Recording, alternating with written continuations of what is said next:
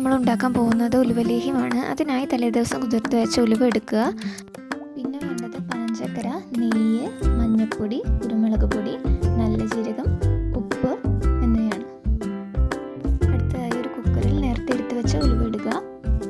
അതിനുശേഷം മഞ്ഞൾപ്പൊടി ഇട്ട് കൊടുക്കുക. അതിനുശേഷം കുരുമുളക് പൊടി, അതിനുശേഷം നല്ല ജീരകം ഇട്ട് കൊടുക്കുക. അടുത്തതായി തേങ്ങാപ്പാലാണ് ഒഴിച്ചു കൊടുക്കുന്നത്. അത് 2ാം പാലാണ് ആദ്യം ഒഴിച്ചു കൊടുക്കുന്നത്. ഇനി നന്നായി ഇളക്കി കൊടുത്തതിന് ശേഷം ഒരു 4 വിസിൽ വരുന്ന വരെ കുക്കറിൽ വേവിക്കുക.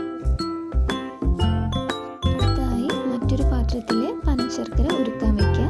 കുറച്ച് വെള്ളം കൂടി ഒഴിച്ച് നന്നായി ഉരുകി വന്നതിന് ശേഷം നമുക്കിതിൽ ഒഴിച്ചു കൊടുക്കണം വേവിച്ചതിൽ.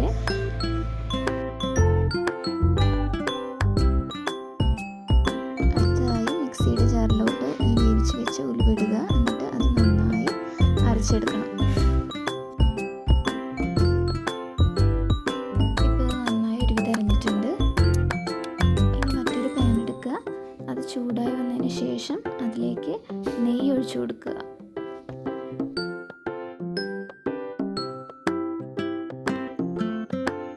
അതിനുശേഷം നേരത്തെ അരച്ച് വെച്ച ഉലുവ അതിലേക്ക് ഇട്ട് കൊടുക്കുക.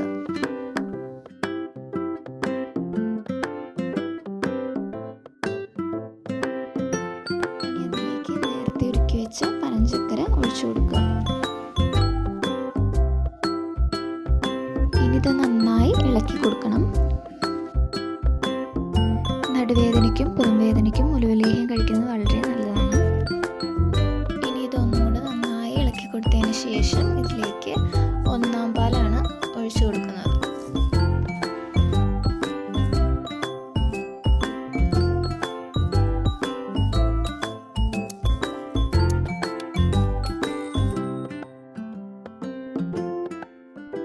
ഇനി ഇത് ലേഹ്യമാവുന്നവരെ നന്നായി ഇളക്കി കൊടുക്കണം. അതിനുശേഷം ഇതിലേക്ക് പഞ്ചസാരയും ഏലക്കയും പൊടിച്ചത് ചേർത്ത് കൊടുക്കുക. ഇനി ഇത് നന്നായി ഇളക്കി കൊടുക്കണം.